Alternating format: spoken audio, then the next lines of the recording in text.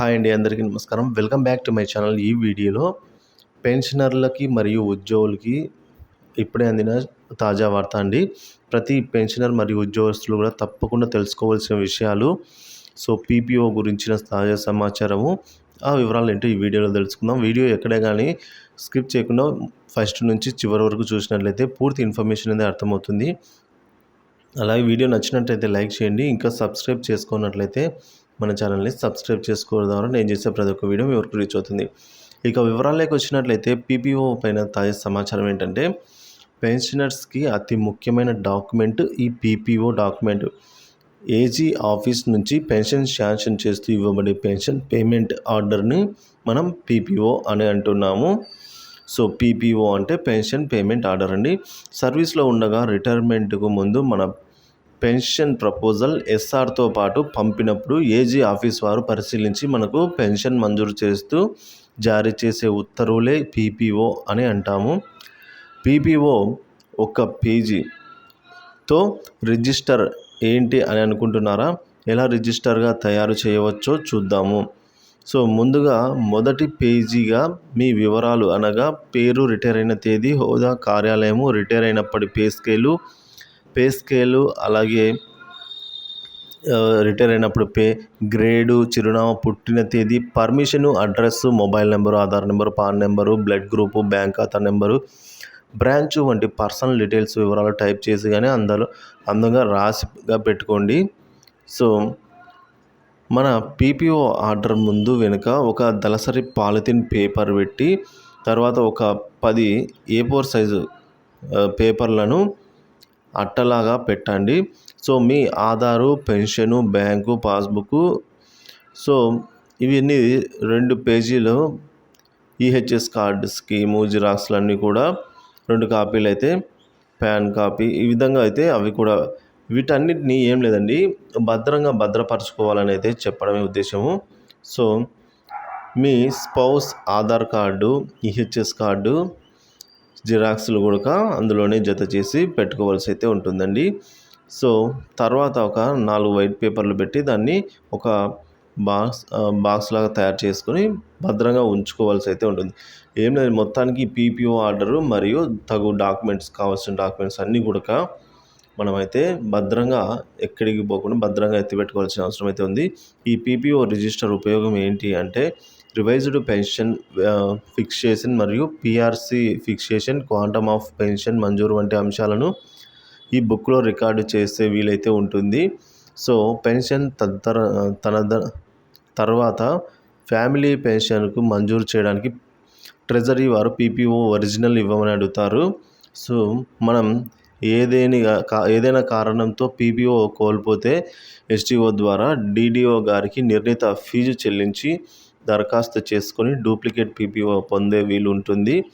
So PPO ఈ విధంగా అయితే ఖచ్చితంగా సమర్పించాలండి. ఫ్యామిలీ పెన్షన్ కనుక పెన్షన్ కోసం కావాలని అప్లై చేసుకున్న టైంలో. సో పీపీఓలో ఏమేమి అంశాలు ఉంటాయన్న విషయానికి వచ్చినట్లయితే, అందరూ సర్వీస్ పెన్షన్లు తమ పీపీఓను ఒకసారి పరిశీలించుకుని అందులో సర్వీస్ పెన్షనర్గా పేరు, పుట్టిన తేదీ నమోదు చేయబడి ఉంటాయి. అవి సరిగ్గా నమోదు అయినవా లేదా అని పరిశీలించుకోండి. పీపీఓలో స్పౌజు, ఫ్యామిలీ పెన్షనర్ పేరు, పుట్టిన తేదీ నమోదై ఉంటుంది. ఆ వివరాలు కరెక్ట్గా ఉన్నాయా లేవా అని కూడా చెక్ చేసుకోండి. పీపీఓలో spouse or family pensioner date of birth చేయబడి ఉంటుంది, అది కూడా కరెక్ట్ చేసుకోండి, ఒకసారి వెరిఫై చేసుకోండి.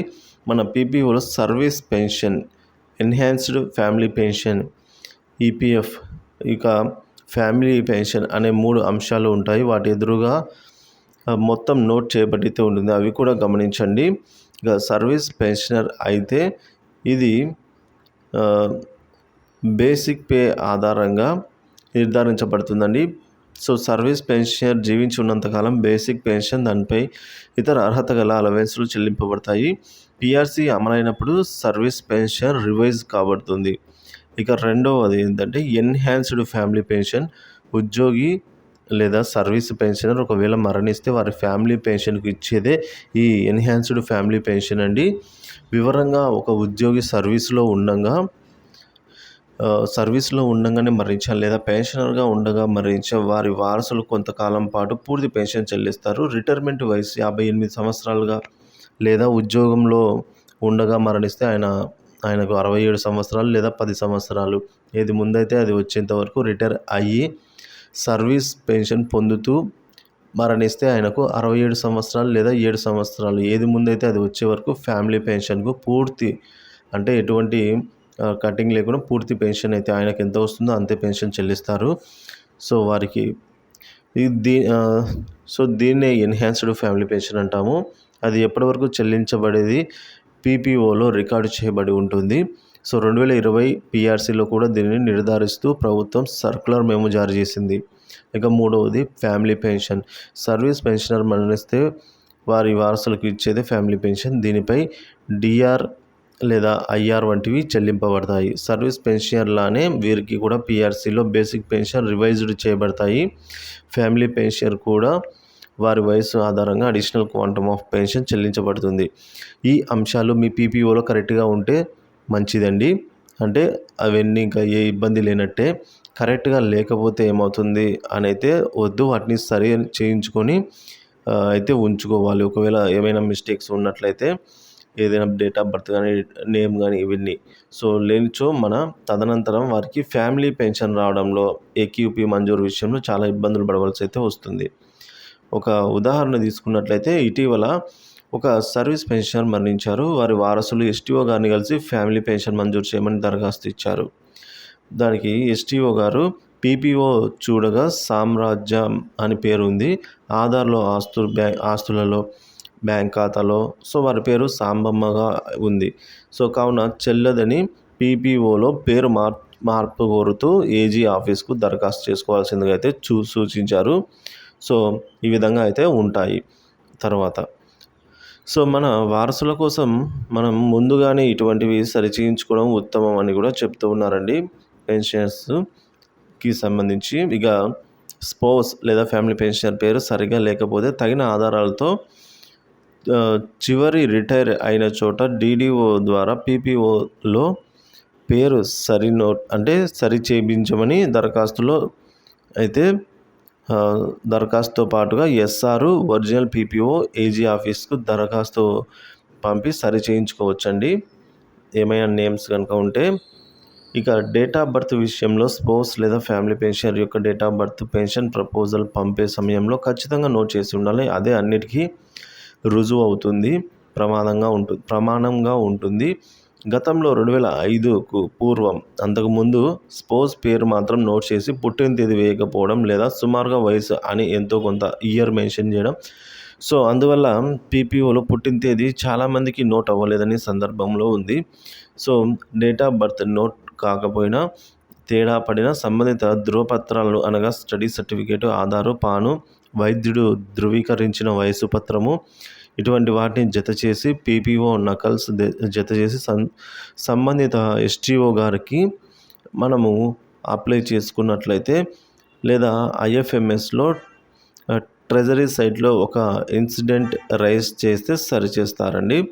ఇవి సర్వీస్ పెన్షన్ జీవించి ఉండగానే చేయించుకోవడం అయితే అవసరము. ముందుగానే ఎటువంటి తప్పులు లేకుండా అయితే సరిచూసుకోవడం అనేది మంచిదండి. ఇక్కడ ముఖ్య గమనిక ఏంటంటే పెన్షన్ ప్రపోజల్ పంపేటప్పుడు పుట్టిన తేదీ ఖచ్చితంగా ఇవ్వాలి. అలా వచ్చిన తేదీ తర్వాత మార్పు చేయాలనుకుంటే చెల్లదు. అలా మార్పు చేసి ఏక్యూపీ అడిషనల్ క్వాంటమ్ పెన్షన్ పొందిన చాలామంది ఎఫ్పీలు ప్రావిడెంట్ ఫండ్ ఫ్యామిలీ పెన్షన్లు రికవరీ చెల్లించిన సందర్భాలు కూడా ఉన్నాయండి. తిరిగి మళ్ళీ రిటర్న్ చెల్లించిన సందర్భాలు కూడా ఉన్నాయి. డేట్ ఆఫ్ బర్త్ విషయంలో ఒకసారి కనుక ఎంటర్ చేస్తే అదే ఫైనల్ అవుతుంది. కావున ఈ విషయంలో ఖచ్చితంగా అయితే ఉండాలి. పెన్షనర్స్ వారి పీపీఓలో స్పౌస్ పేరు తేడా పడినా లేదా స్పెల్లింగ్ తేడా పడినా సర్నేమ్ మాత్రం ఉంది. అసలు పేరు నమోదు కాకపోయినా కూడా స్పౌస్ డేట్ ఆఫ్ బర్త్ అసలు నమోదు కాకపోయినా తేడా వేరే ఏవైనా ఉన్నా కూడా వీటిలో పీపీఓలో ఖచ్చితంగా సరి చేయించుకోవాల్సిన అవసరం అయితే ఉంది. ఇవన్నీ కూడా ఎవరైతే సర్వీస్ పెన్షన్ ఉంటారో వారు ఉండగానే చేయించుకోవడం మంచిది. మనం రిటైర్మెంట్కు ముందు పెన్షన్ ప్రపోజల్స్ ఎస్ఆర్తో జత చేసిన హెచ్ఓడి ద్వారా ఏజీ లేదా స్టేట్ ఆడిట్ ఆఫీస్కు ఆమోదం కోసం పంపడం జరుగుతుంది. అలా పంపే ప్రపోజల్స్లో స్పౌస్ పేరు, date of birth, Aadhaar, PAN, TC లేదా స్టడీ సర్టిఫికేట్లో ఒకే విధంగా ఉండేలా చూసుకోవాలి. ఎస్ఆర్లో ఫ్యామిలీ మెంబర్ పూర్తి వివరాలు నమోదు చేయించుకోవాలి. వీటి ఆధారంగా పెన్షన్ ప్రపోజల్లో ఎటువంటి డిస్క్రిప్టివ్ రోల్స్ తయారు చేయడం అయితే జరుగుతుంది. కావున పీపీఓలో పేరు డిఓబిగా నమోదైతే వారి ఎస్ఆర్ పెన్షన్ ప్రపోజల్స్లో ఉన్న వివరాలు పీపీఓలో వివరాలతో పోల్చి చూడండి. సో ఈ విధంగా దీని ద్వారా అయితే నిర్ధారించుకోవచ్చు. సో మీరు పెన్షన్ ప్రపోజల్స్లో కరెక్ట్గా ఉండి పీపీఓలో తేడాగా నమోదై ఉన్నచో మీరు ఆ వివరాలను తెలియజేస్తూ ఒక లెటర్ను ఈజీ గారికి ఉద్దేశిస్తూ రాసి ఒక ఒరిజినల్ ఎస్ఆర్ లేదా పీపీఓ మీ వద్ద ఉన్న pension proposal set xerox attach చేసి మీరు రిటైర్ అయిన కార్యాలయాధిపతి ద్వారా రుజు మార్గంలో ఏజీ ఆఫీస్ హైదరాబాద్కు పంపుకోవాలి. సో వారు వెరిఫై చేసి రివైజ్డ్ పీపీఓను మళ్ళీ పంపుతారు. ఒకవేళ మీరు పంపిన పెన్షన్ ప్రపోజల్స్లోనే మీ స్పౌస్ పేరు కానీ డేట్ ఆఫ్ బర్త్ కానీ తేడాగా రాసి ఉంటే మీరు ఆ వివరాలను తెలియజేస్తూ ఒక లెటర్ని ఏజీ గారికి ఉద్దేశిస్తూ రాసి మీ ఒరిజినల్ పీపీఓ జత చేసి మీ ఎస్ఆర్లో డీడీఓ గారి చేత ఫ్యామిలీ మెంబర్ డీటెయిల్స్ ఎంటర్ చేయించి సో మీ spouse name, date of birth వివరాలు ఒకే విధంగా ఉన్న టీసీ లేదా స్టడీ సర్టిఫికేట్, అలాగే ఆధారు, పాన్ జిరాక్స్ అటెస్టెడ్ చేసి కాపీలు అయితే జత చేసి డిస్క్రిప్టివ్ రోల్స్ 3 కాపీల ద్వారా అయితే రుజు మార్గంలో ఏజీ ఆఫీస్ హైదరాబాద్కు పంపుకోవాలి. సో వారు వెరిఫై చేసి సరిచేసి రివైజ్డ్ పీపీఓని అయితే పంపుతారు. ఒకవేళ స్పౌస్ పేరు గతంలో ఉన్న పేరు ప్రస్తుతం మార్చుకొని పేరు పెట్టుకుని ఆ పేరు పీపీఓలో నమోదు చేయించుకోవాలనుకుంటే నోటరీ అఫిడవిట్, దినపత్రికలో ప్రకటన, గెజిటెడ్ పబ్లికేషన్ కాపీలు ఎస్ఆర్కు జత చేసి హెచ్ఓడి ద్వారా రుజు మార్గంలో ఏజీకి దరఖాస్తు పంపాల్సి అయితే ఉంటుంది. ఇక మరొక ముఖ్యమైన విషయం ఏంటంటే సర్వీస్ పెన్షనర్ స్పౌస్ డెత్ అయ్యి రీమ్యారేజ్ చేసుకుంటే సదరు భార్య పేరును కూడా పీపీఓలో ఎంటర్ చేయించుకోవడానికి ఫస్ట్ వైఫ్ యొక్క death certificate, remarriage registration certificate, second wife యొక్క నేము, డేట్ ఆఫ్ బర్త్ వివరాలు అన్నీ ఒకే విధంగా ఉన్న TC, study certificate, Aadhaar, pan xerox వీటన్నిటిని అటెస్టెడ్ చేయించి జిరాక్స్లని జత చేసి డిస్క్రిప్టివ్ రోల్స్లో 3 కాపీలు తయారు చేసి వీటిని మీరు రిటైర్ అయిన కార్యాలయాధిపతి ద్వారా రుజు మార్గంలో ఏజీ ఆఫీస్ హైదరాబాద్కు పంపుకోవాల్సి ఉంటుంది. వారు వెరిఫై చేసి సరిచేసి రివైజ్డ్ పీపీఓను పంపుతారు.